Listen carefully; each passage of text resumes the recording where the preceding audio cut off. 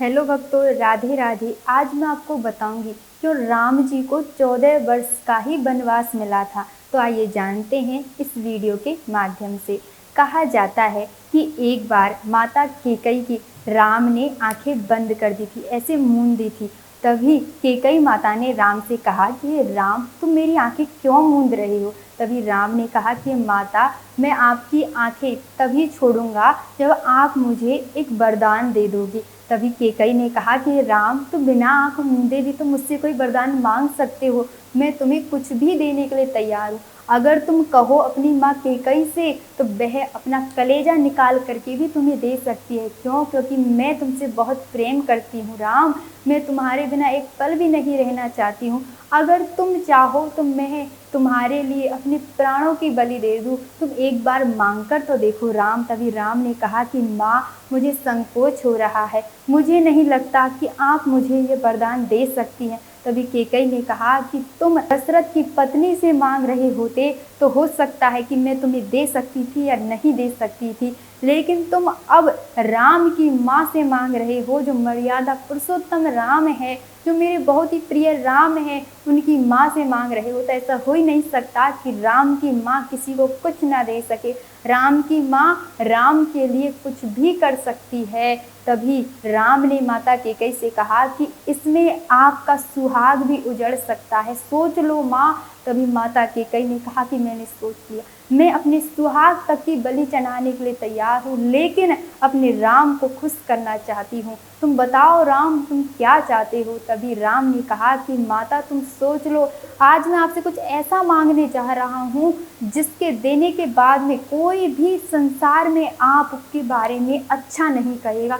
सभी आप पे कलंक लगाएंगे और साथ ही साथ इस संसार में कोई भी अपनी बेटी का नाम कैकई नहीं रखेगा। जैसे ही माता कैकई से राम कहते हैं, माता कैकई थोड़ा सोचने लग जाती है, लेकिन उसके बाद में माता कैकई कहती है कि कोई बात नहीं, मैं अपने राम के लिए कुछ भी करने के लिए तैयार हूँ। तभी राम ने कहा कि माता, मैं आपसे चाहता हूँ, देखना माता, पहले आप मुझे वचन दीजिए, तभी मैं आपको कुछ बताऊंगा। तभी माता ने कहा कि मैं आपको वचन देती हूँ राम, आप जो मांगोगे बेटा, मैं आपको वही देने के लिए तैयार हूँ, वचन देती हूँ। तभी राम ने माँ की आंखें खोली और कहा कि आप वचनबद्ध है, आपको मैं जो मांगूंगा वह देना पड़ेगा। तभी राम से माता ने कहा कि पुत्र, तुम एक बार मांग कर तो देखो। तभी राम ने कहा कि माता, मैं चाहता हूँ कि जब दशरथ जी यानी मेरे पिताजी जब मुझे राजा बनाने लगे, मुझे राज मुकुट पहनाने लगे, तभी आपको उनसे कहना है, आपके पास उनके 2 वचन सुरक्षित है, इसलिए आपके पास आया हूँ।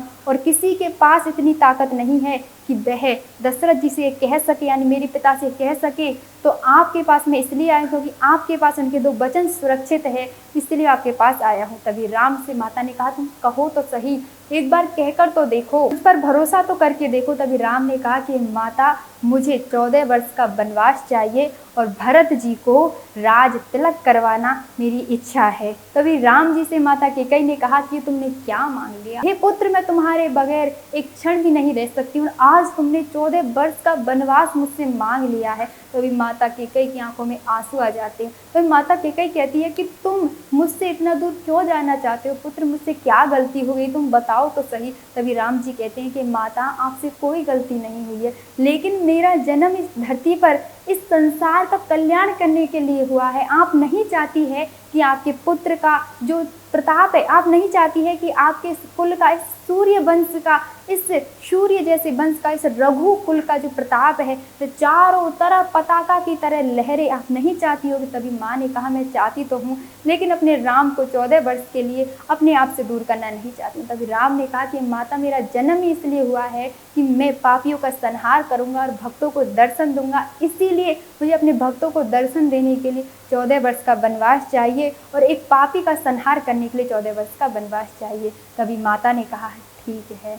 लेकिन उसके कुछ समय बाद जब राम जी का, दशरथ जी के दिमाग में यह आया कि मुझे राम जी को राजा बनाना है, तब उन्होंने सबसे पहले केकई से कहा, उन्होंने कहा कि मेरे बाल कुछ कुछ सफ़ेद हो गए हैं। अब मैं सोचता हूँ कि मैं क्यों ना अपने इस राजपद को त्याग दूँ और राम को राजा बना दूँ। तभी केकई ने कहा ठीक है। लेकिन तभी केकई माँ के दिमाग में ख्याल आ गया। क्या ख्याल आ गया? उनके पास तो जो राज मुकुट है वह असली है ही नहीं। एक बार की बात है कि माता केकई और राजा दशरथ कहीं जा रहे थे, तभी बाली ने उन्हें घेर लिया और बाली ने कहा कि दशरथ तुम मुझसे युद्ध करो, नहीं तो अपने जो भी आपका जो सिंहासन है उसका जो राज मुकुट है वो मेरे चरणों में रखो। तभी दशरथ जी ने सोचा कि बाली से युद्ध करना मतलब पराजित होना। तभी केकई उनके साथ थी, तो केकई ने कहा कि आप युद्ध मत करिए, आप अपने मुकुट को बाली के चरणों में रख दीजिए। और दशरथ जी यही करते हैं। उसके बाद में दशरथ जी केकई के कहे अनुसार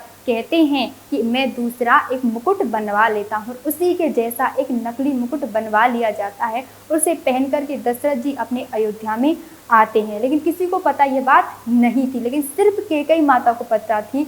इसीलिए केकई से दशरथ ने कहा था, मैं आपसे बहुत ज़्यादा प्रसन्न हूँ, इसलिए मैं आपसे कहता हूँ कि आप मुझसे कोई भी 2 वरदान मांग लीजिए। तभी केकई ने कहा कि उचित समय आने पर मैं आपसे कोई भी वरदान मांग लूँगी। तभी जब राजा दशरथ ने केकई से कहा कि मैं राम को बनाना चाहता हूँ राजा, तभी केकई ने कहा कि आप राम को राजा तो बनाना चाहते हैं, लेकिन आपको नहीं पता है कि ये मुकुट तो नकली है। इस नकली मुकुट पर मेरे पुत्र का अधिकार होना चाहिए। मेरा पुत्र भरत नकली मुकुट पहन सकता है, लेकिन मेरा पुत्र राम कभी भी नकली मुकुट नहीं पहन सकता।